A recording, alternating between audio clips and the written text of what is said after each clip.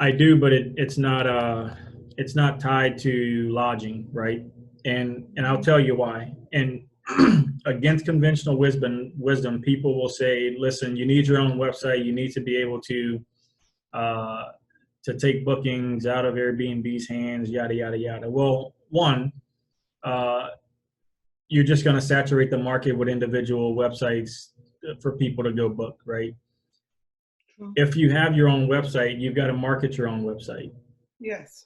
Why compete with Airbnb and VBRO to market To bring you the, one property when they do it for you?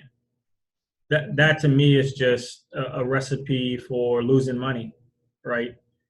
The second part of that becomes I will list a place on Facebook Marketplace and run a targeted ad, right, locally in most cases, and I will get more traffic to that home for bookings than I would in a whole year with my own website.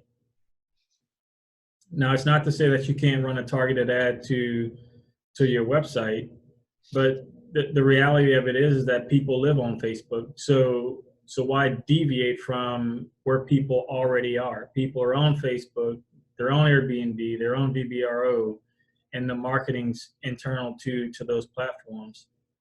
well, I say it more because you know how you have sometimes some guests that are like, oh, you know, I like to book away from Airbnb. Yeah, but once they stayed with you once they've stayed with you once, then you can take them directly To the website. offline. And I would say it doesn't matter if you have a website, fine. But if you don't, then then you can just invoice them through PayPal, right?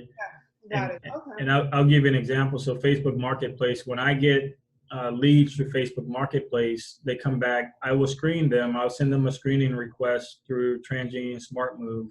Uh, if it comes back fine, then I immediately bill them, send them an invoice through PayPal, and in the notes of that invoice are my Airbnb house rules.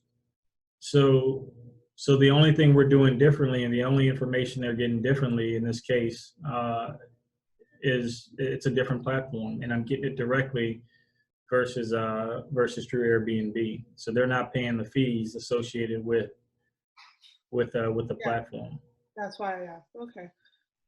right?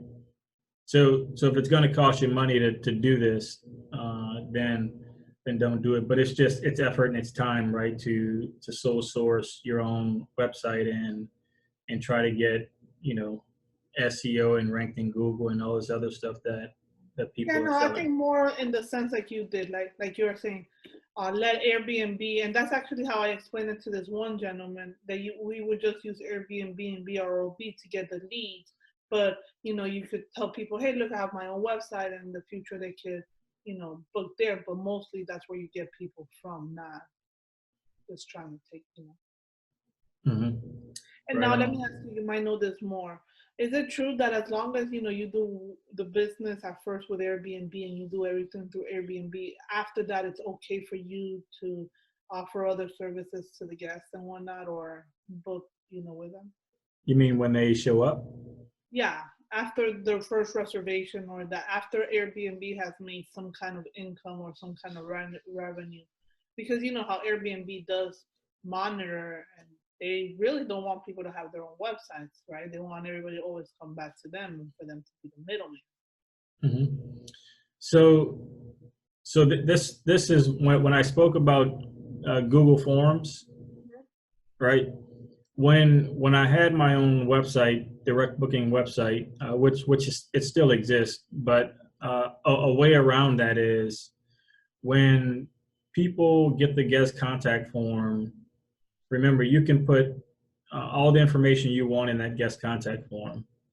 At the very bottom of that guest contact form, I always provided a link to my website with a note that said, "Hey, uh, you could book directly with me through my website and save on fees that you know are associated with your booking through Airbnb." but that's non-transparent to Airbnb, right? But because the guest contact form is a requirement for me, then I force them to see my website and other services that I may offer them. Wow. Right. So building a guest contact form in Google is key to allowing you to offer additional services.